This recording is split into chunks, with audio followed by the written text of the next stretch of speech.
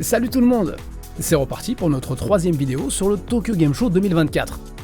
Aujourd'hui, nous allons explorer le stand de Bandai Namco qui présente principalement deux jeux, Dragon Ball Sparking Zero et Sword Art Online Fractured Daydream. La première chose qui frappe sur ce stand, c'est le nombre d'écrans. Je suis souvent impressionné par l'impact visuel des stands de Bandai Namco, et j'aimerais bien un jour pouvoir parler avec les responsables de ces designs. La façade du stand était dédiée à Dragon Ball Sparking Zero. Au centre, un grand écran diffusant des images du jeu, entouré de nombreux moniteurs.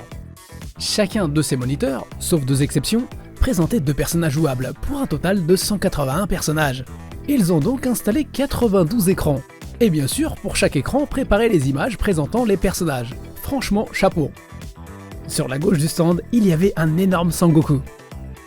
Je me suis placé à côté pour vous montrer à quel point il est gigantesque. De l'autre côté, un immense poster de Dragon Ball Sparking Zero. Voir ces dessins en grand, c'est un vrai plaisir. Cela me rappelle les posters de Dragon Ball que j'avais dans ma chambre quand j'étais petit. Au centre du stand, les meubles de démonstration, bien espacés, ce qui facilite le tournage. Ici, on pouvait tester la démo du jeu sur PlayStation 5 pendant 20 minutes. Dragon Ball Z Sparking, ou Dragon Ball Z Budokai Tenkaichi du Japon, est une série qui a débuté en 2005 sur PS2. C'était l'époque où il sortait pratiquement 2 jeux par an Dragon Ball sur PS2. Pas évident de suivre cette cadence, ce qui fait que mon premier jeu de cette série, c'était Dragon Ball Z Sparking Neo, sorti en 2006. Contrairement aux jeux de combat en 2D, cette série permet de se déplacer librement dans un environnement 3D, avec la cible toujours fixée sur l'adversaire. Donc quand on avance, on se dirige automatiquement vers la cible. Dragon Ball Sparking Zero est un nouvel épisode après 17 ans d'absence. Le dernier épisode, Dragon Ball Z Sparking Meteor, est également sorti sur PS2. Depuis, nous avons sauté 2 générations de PlayStation, la PS3 et la PS4, et avec l'utilisation de l'Unreal Engine 5, les graphismes ont atteint une autre dimension. C'est bien fait, c'est le moins que je puisse dire. Dans cette version aussi, on peut détruire une partie de l'environnement, comme les bâtiments et les montagnes, mais c'est plus impressionnant.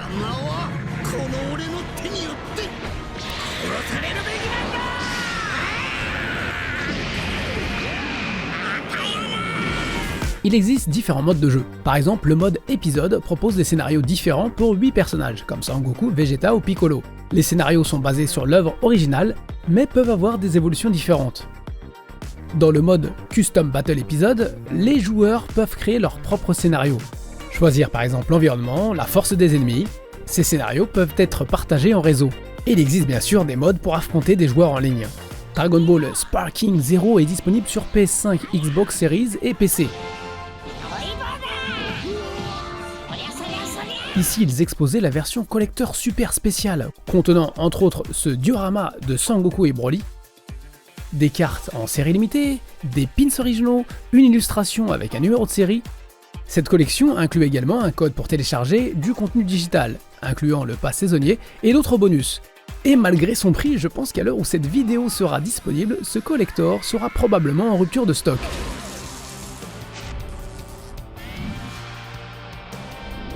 Allez, on passe juste à côté pour découvrir le coin Sword Art Online Fractured Daydream. Dans ce jeu, le passé, le présent et le futur se mélangent, ouvrant la porte à l'apparition de personnages de différentes époques de la série, permettant même des interactions entre les personnages qui ne sont pas censés se rencontrer. On retrouve des combats dynamiques où l'on peut frapper l'ennemi à l'aide d'un bouton, ainsi que des habilités familières à la série, comme la technique Switch qui permet de réaliser une attaque combinée avec un personnage de notre équipe. Ce jeu propose un mode histoire solo et un mode en ligne. Le mode en ligne permet de jouer simultanément jusqu'à 20 joueurs. On peut choisir notre personnage parmi 21 disponibles, chacun ayant des rôles différents. Il existe 6 rôles, par exemple guerrier ou magicien. Le mode en ligne propose 3 types de quêtes. Les quêtes coopération qui permettent de partir en mission jusqu'à 5 équipes composées chacune de 4 personnages. Les boss raids, où jusqu'à 20 personnes peuvent affronter ensemble de puissants boss. Et les quêtes libres, auxquelles on peut participer à partir d'un joueur.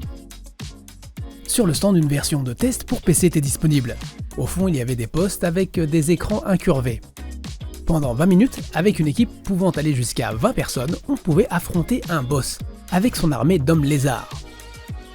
Je n'ai malheureusement pas eu le temps d'essayer cette démo, donc je peux pas me prononcer sur le gameplay ou le système.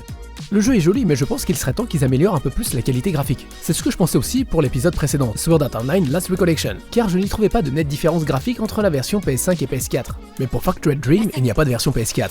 Mais bon, il faut garder en tête qu'il existe une version Switch, et que ce jeu affiche tout un tas de personnages et de monstres en même temps, et qu'il y a peut-être des limites techniques. Sword Art Online Fractured Daydream est disponible sur Nintendo Switch, PS5, Xbox Series et PC.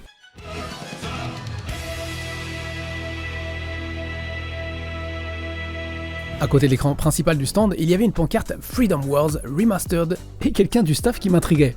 Freedom Wars est un jeu sorti en 2014 sur PS Vita uniquement. C'est un jeu d'action proche de Monster Hunter ou God Eater, un genre que j'apprécie. Fin 2013, lors du Jump Festa 14, il y avait un stand qui m'a permis de le tester. Voici d'ailleurs des photos que j'avais prises du stand, et je n'ai que des photos, car malheureusement, même en tant que presse, il est interdit de filmer cet événement. Et dès ma première partie à Freedom Wars, j'ai tout de suite accroché au graphisme, au character design et à son ambiance. En y jouant un peu plus, je me suis pris d'intérêt pour le scénario. J'y ai passé pas mal d'heures sur PS Vita TV, que j'avais acheté quelques mois plus tôt. Pour l'instant, je n'ai pas eu l'occasion de voir des images de cette nouvelle version Freedom Wars Remastered. Mais on sait qu'elle sera compatible 4K, et qu'elle devrait sortir pour le 10 janvier sur Nintendo Switch, PS4, PS5 et PC.